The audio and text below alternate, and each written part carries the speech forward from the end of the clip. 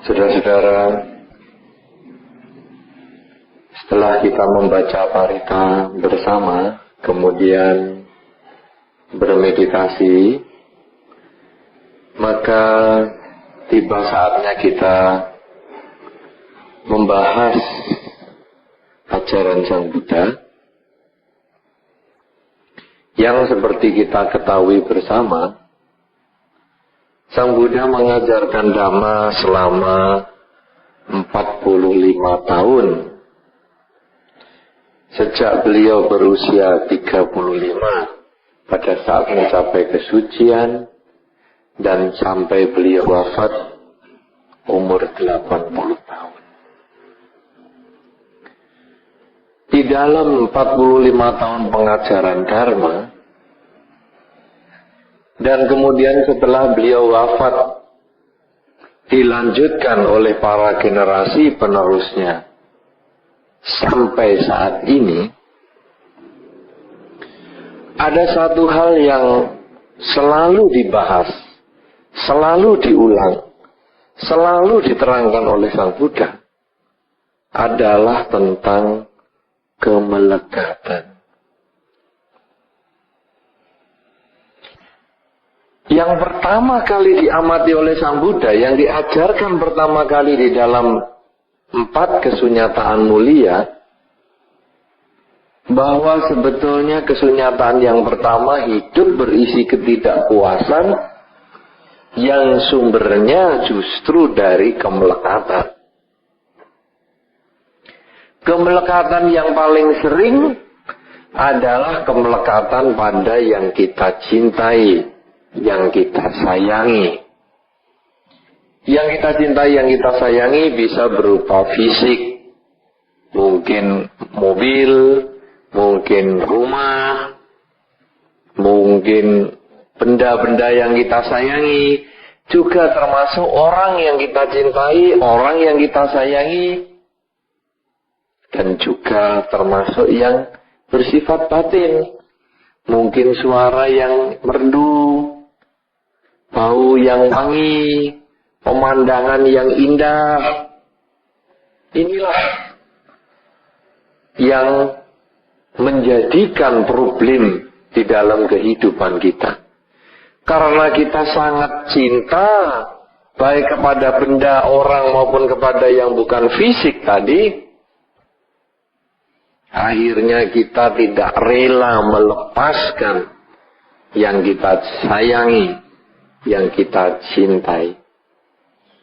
Kalau sekarang kita senang dengan bau yang wangi, maka begitu kita mau berpisah dengan bau yang wangi tadi, misalnya saja terus tercium bau yang tidak enak, mungkin bau dupa di sini yang wangi, kemudian tercium bau knalpot mobil yang tidak enak, muncullah kejengkelan, muncullah stres karena kita berpisah dengan yang kita cintai walaupun itu hanya bau yang wangi.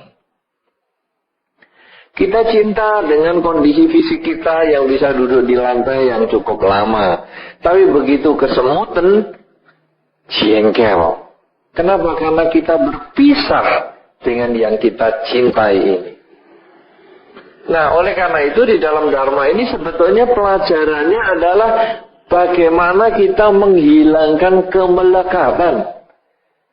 Sehingga apapun yang kita sukai, apapun yang kita sayangi, baik berupa fisik, mobil, rumah, dagangan, orang, maupun yang bukan bersifat fisik, bau-bauan, pendengaran, pemandangan, kesenangan, kebahagiaan, apapun yang kita alami, hendaknya kita jangan melekat, karena kita pasti berpisah dengan dia, dan perpisahan itu menimbulkan problem. Anda sekarang punya pendengaran yang tajam, Anda punya mata yang tajam, itu kalau masih muda. Tapi kalau umur sudah bertambah, telinga makin tidak jelas. Dulu denger radio, wah tetangga nyetel radio saja kita sudah dengar. Sekarang pintu kamar diketuk saja belum tentu dengar. Kenapa? Karena telinga kita sudah berpisah dengan diri kita. Tapi kalau kita jengkel, kenapa ya kupingku yang dulu aku sayangi kok sekarang jadi hilang kekuatannya? Muncullah stres.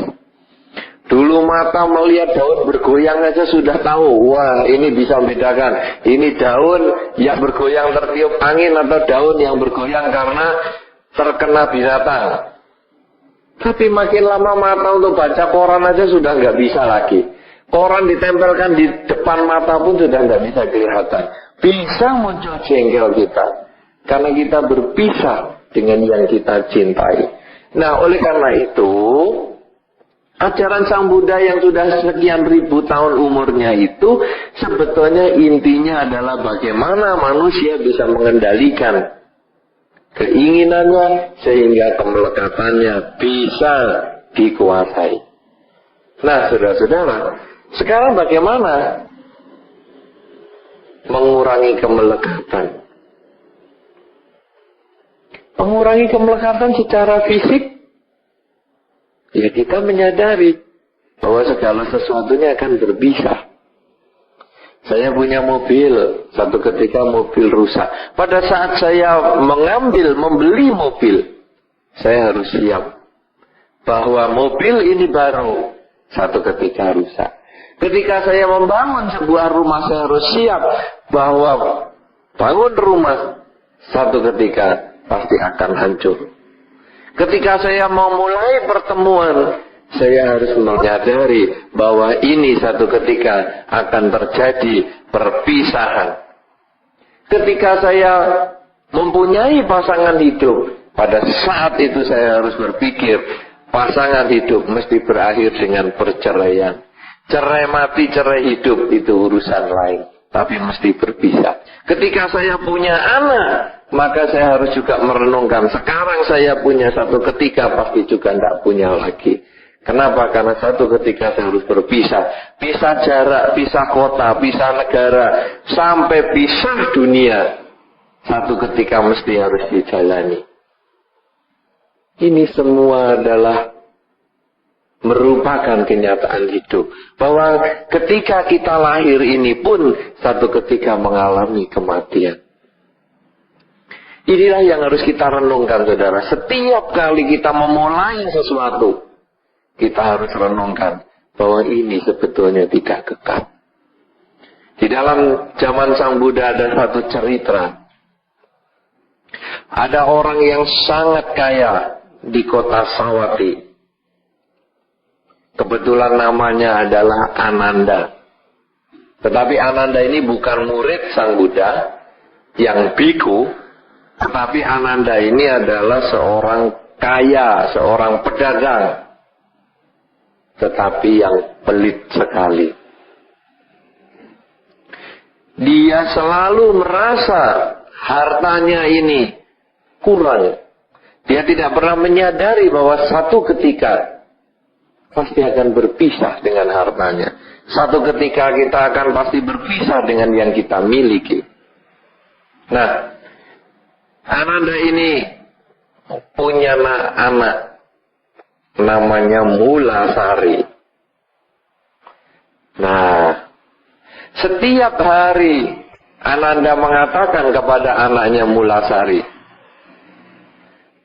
harta kita ini jangan dibagi-bagi ya nak, nanti cepat habis.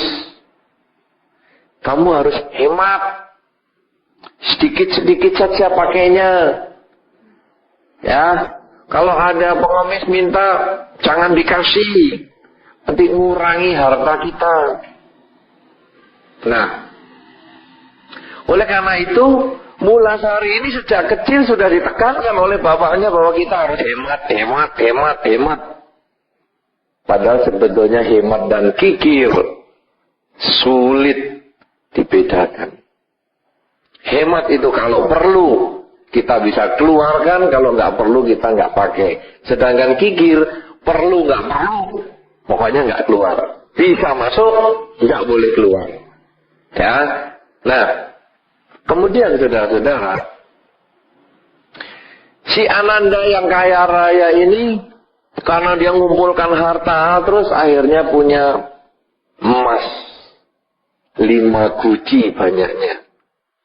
Dan zaman dulu belum ada bank, belum bisa disimpan di mana-mana. Akhirnya emasnya ini ditanam di kebun, di belakang rumah, tanam. Nah, tetapi anaknya si Mulasari tidak dikasih tahu bahwa bapaknya ini punya emas. Mungkin takut kalau diambil. Nah, jadi aja dikasih tahu aja, uang harus hati-hati. Nah, saudara-saudara, apakah sebetulnya yang terjadi dalam konsep orang kikir? Apakah pikirannya orang kikir itu? Orang kikir itu kan merasa dirinya tidak pernah punya loh. Ya kan? Jadi dia punya 1000. Dia merasa, 1000 ini masih kurang. Saya jangan bagi-bagi, ini kurang ini 1000. Jadi dia kikir. Dia punya 10.000, pola pikirnya juga sama. Jangan bagi-bagilah 10.000 ini untuk persiapan masa depan saya. Masih kurang. Dia punya 100.000 juga pikirannya gitu. Dia punya 1 juta juga begitu. Dia punya 100 juta juga begitu. Nah, akhirnya dia itu selalu punya pikiran miskin terus. Maka suatu ketika Ananda ini meninggal dunia. Nah, dia meninggal masih belum sempat ngomong emas yang disimpan di 5 guci tadi. Karena hati-hati sekali dikasih tumpuan tanah didelik, disembunyikan dengan luar biasa sehingga sampai lupa ngomong sama anaknya, dia sudah berangkat. Perpisahan dengan yang dicintai, hartanya. Perpisahan dengan keluarganya yang disayangi membuat Ananda ini lahir kembali di dekat Sawati. Di desa di luar kota Sawati tempat Sang Buddha tinggal. Tapi karena pola pikirnya seumur hidup itu kikir, walaupun hartanya banyak tapi merasa tidak punya apa-apa, maka dia lahir dalam rahim seorang pengemis. Ya, supaya keturutan pikirnya. Dulu kan selalu ngomong nggak punya duit nggak punya. Anda sering nggak ditanyai orang bawa duit berapa? Cuman sedikit kok. Di rumahmu ada duit berapa? Cuman sedikit kok. Kan kadang-kadang kalau ditanyai gitu terus ada jawabnya keturutan loh itu. Nah, sungguhan Ananda ini keturutan sungguhan. Karena kalau ditanya nggak punya uang. Akhirnya benar lahir di rahim seorang pengemis. Dan sejak di dalam kandungan itu, pengemis lingkungan itu langsung mati pangane. Apa itu artinya? Hasil pengemisnya itu langsung menurun. Biasanya satu hari ngemis bisa 1 juta misalnya. Loh, ngemis sekarang ya.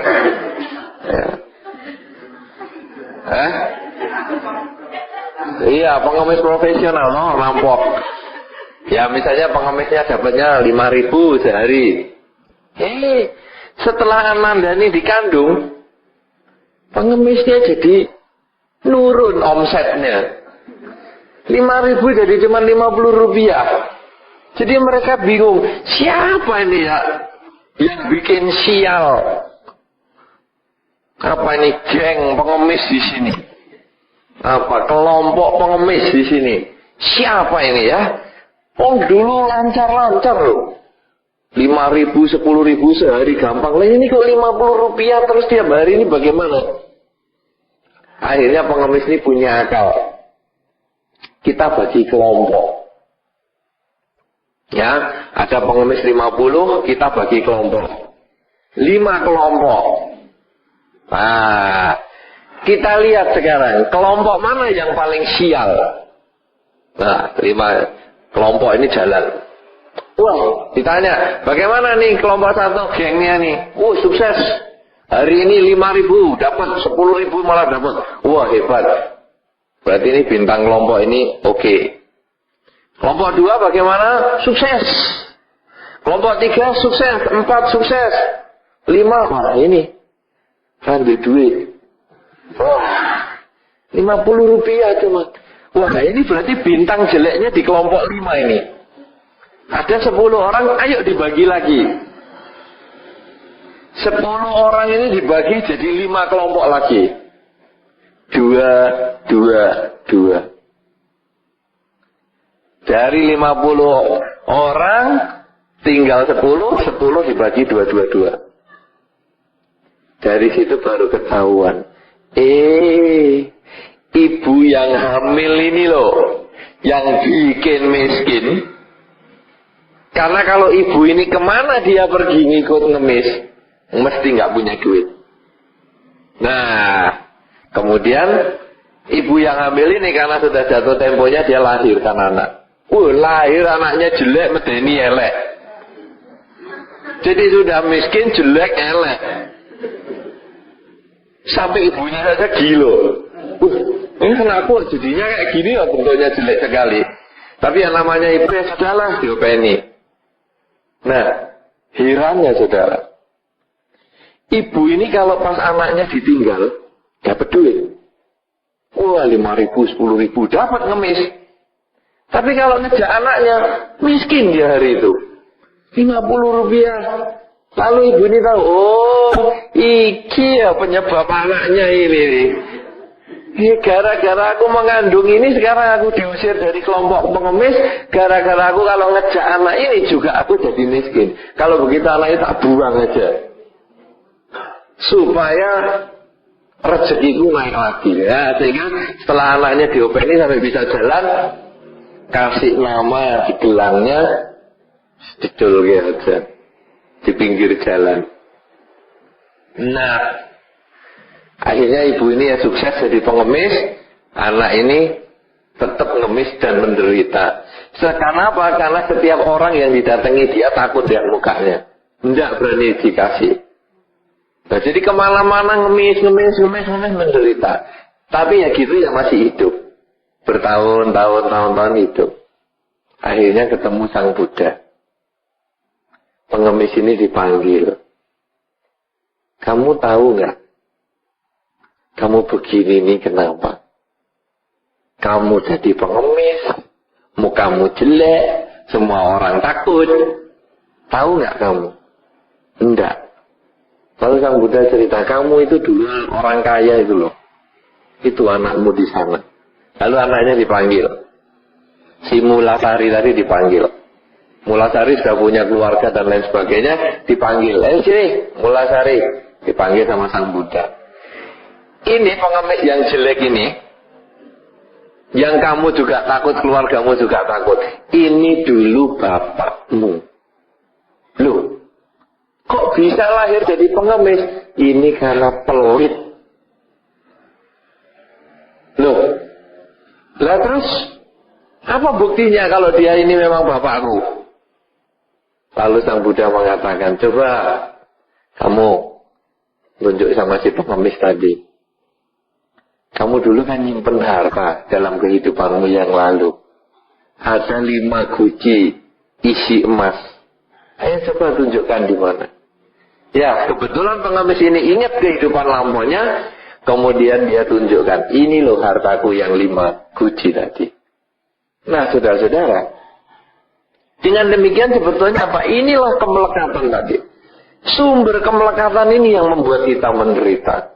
Dan dalam banyak kehidupan, sebetulnya kita itu sudah mengalami penderitaan berbagai macam. Dari kemelekatan itu. Apakah masih di dalam kehidupan ini kita masih mau melekat lagi? Apakah kita masih mau menjadi pengemis lagi? Baik pengemis ini karena fisik. Mungkin dia melekat dengan materinya. Kalau dia melekat dengan rumahnya seperti yang berkali-kali saya katakan, bisa lahir jadi tokek. Dia melekat dengan anaknya, mungkin dia menjadi anjing penjaga anak itu. Apakah kita masih akan lanjutkan kemelekatan seperti ini? Atau kita mulai potong? Atau bahkan kita menambah kemelekatan-kemelekatan yang baru. Sehingga tiap kali kita ingat harta kita, aduh gimana deg-degan. Tiap kali kita ingat keluarga kita deg-degan. Tiap kali kita ingat prestasi-prestasi kita, wah jantung berdebar-debar. Takut berpisah dengan yang dicinta. Kalau selalu demikian, hidup kita tidak akan pernah bahagia. Nah, oleh karena itu mestinya kita mulai potong. Anda mengenal Dharma mulai hari ini. Sebetulnya Anda harus mulai memotong kemelekatan-kemelekatan itu. Kita boleh punya keluarga. Kita boleh punya harta. Kita boleh punya segalanya. Tetapi kita harus siap menghadapi perpisahan dengan dia. Apakah yang harus kita siapkan? Pola pikir. Bahwa sekarang telinga saya tajam, satu ketika akan berpisah. Mulai sekarang, ketika Anda masih tajam telinganya, mulai itu disiapkan. Anda boleh membaca di dalam perenungan yang tiap kali kebaktian, abinha pacawekana. Perenungan tiap kerap harus dilakukan tiap hari. Aku akan mengalami sakit, belum mengatasi penyakit. Aku akan mengalami tua, belum bisa mengatasi ketuaan. Bahkan aku akan mengalami kematian, belum bisa mengatasi kematian. Segala milikku yang kucinta dan kusenangi akan berpisah dariku. Akulah pewaris karmaku, pemilik karmaku, dan seterusnya, lahir dari karmaku, terlindung oleh karmaku. Itu dibaca tiap hari. Perenungan kerap itu bukan dibaca seminggu sekali tiap Kamis. Tapi perenungan kerap itu sebaiknya Anda baca pagi, sore. Kalau perlu Anda tidak pakai bahasa Palinya, Anda tulis terjemahannya. Anda bawa sebagai catatan. Tempel di mana saja, di kamar Anda, tempel di kamar kecil Anda, tempel sehingga waktu Anda duduk, Anda atau jongkok, Anda lihat tulisan itu dan Anda baca baik-baik. Aku akan mengalami tua, sakit, mati, belum bisa mengatasi ketuaan, sakit dan mati. Ucapkan itu terus-menerus, karena pada saat kita nanti berpisah dengan yang kita sayangi, baik itu benda, baik itu orang yang kita cintai, baik itu pekerjaan, pemandangan, keindahan maupun fisik kita sendiri, kita sudah siap menghadapi kematian. Tetapi kalau kita belum siap, kita merasa, aku masih muda, masih lama aku mati. Kalau kita belum siap, pada saat mati nanti, jangan salahkan karma. Kalau kita lahir di alam yang menderita. Kalau kita dengan kekikiran tadi dicontohkan oleh pedagang atau saudagar yang namanya Ananda, lahir kembali justru jadi orang miskin, justru jadi orang menderita. Nanti di dalam satu kesempatan juga saudara bisa membaca di dalam satu buku seorang biku yang melekat dengan jubahnya, maka ketika meninggal dia jadi kutunya jubah. Ini semua adalah karena kemelekatan. Melekat dengan hartanya, dia bisa jadi orang miskin. Melekat jubahnya, dia bisa jadi kutu jubah. Apa yang Anda lekapi saat ini? Apa yang paling berat Anda pisah saat ini? Hati-hati, harus Anda belajar berpisah dari yang Anda paling sayangi. Berpisah secara mental, Anda siap berpisah saat ini. Tidak harus berpisah secara fisik. Oh, aku sayang sama rumah ini, berarti aku sekarang mau gelandang saja lah, bambung saja, supaya aku tidak terlahir jadi tekek di rumah ini. Salah, bukan itu yang dimaksudkan. Anda sayang dengan rumah ini, berarti Anda harus siap berpisah setiap saat. Kalau hari ini saya mati, saya pun sudah siap berpisah. Jadi bukan harus bambung ataupun meninggalkan rumah. Tapi kalau pikirannya masih tetap rumah, ya tetap jadi tegaknya rumah. Oh, aku sayang dengan pakaianku, kalau begitu aku nggak mau pakai pakaian apapun juga. Waduh, itu malah tambah parah nanti. Nanti harus ke tempat Pak Heru tuh biar dikasih celana, ya. Nah, itu. Jadi bukan begitu. Anda boleh punya rumah bagus, Anda boleh punya baju bagus, Anda boleh punya kendaraan bagus, Anda boleh punya pasangan hidup yang bagus, Anda boleh punya pekerjaan yang bagus, karir yang bagus, apa saja boleh. Tetapi siapkanlah pikiran Anda. untuk bisa berpisah dengan dia dengan membaca perenungan Abinha Pacawekana, perenungan kerap setiap hari, kalau bisa setiap saat. Tulis di kertas, bawa kemana-mana, renungkan setiap saat, sehingga kematian datang kapanpun juga, umur tua ataupun masih muda, sakit ataupun masih sehat, kita siap menghadapi kematian untuk terlahir di alam yang lebih baik sesuai dengan kebajikan yang kita miliki, atau bahkan kalau kita sempat melatih meditasi dengan baik, menghilangkan ketamaan, kebencian, dan kegelapan batin sebagai sumber kemelekatan tadi, maka kita pun bisa tak terlahir kembali di alam manapun juga, yaitu mencapai kesucian. Inilah yang perlu saya sampaikan pada malam hari ini, bahwa kemelekatan adalah sumber penderitaan. Marilah kita bersama-sama sebagai umat Buddha mengatasi kemelekatan ini dengan salah satunya merenungkan, membaca dengan baik perenungan kerap atau Abinha Pacawekana sebanyak yang kita mampu kerjakan setiap harinya.